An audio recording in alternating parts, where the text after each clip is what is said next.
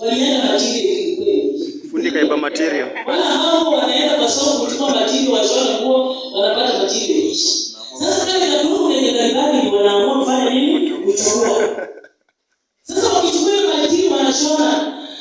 Kijana ama amani ambaye Zadia mwanaume ambaye alitengenezwa na leadership ndani mwake, wakati anaona huyu msichana mwenye material ilisha kwa market, anasema baba, ninakemea pepo na material kuisha kwa market.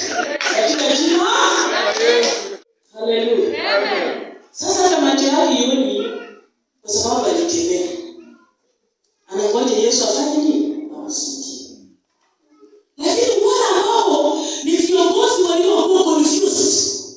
Na Biblia inasema ya kwamba tuliumbwa katika tumbo la mama yetu kuwa viongozi. Ninataka niwape a good example of leaders ambao tumetaka naongelea katika Biblia.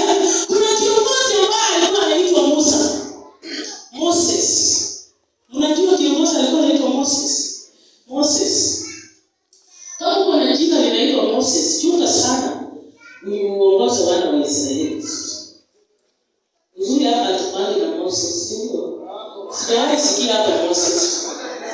Hallelujah. So Moses, you can imagine the protocol ya Mungu ni kwamba kuna watu wakati wa Musa watu walikuwa wamezaliwa. Lakini kwa sababu ya leadership ya Musa kutoka ndani ya tumbo ya mama yake, Mungu anangoja Musa azaliwe. Mungu anangoja Musa azaliwe. Na Musa alizaliwa saa hiyo Farao ametangaza hatari. Nimewaambia lifestyle kuna changamoto. So hata kama utazaliwa una nyota, ujue pia kuna hatari. Farao anatangaza hatari, anasema kila mtoto mwanaume na afanye nini? Auawe. Na wakati huo ndio Moses amezaliwa.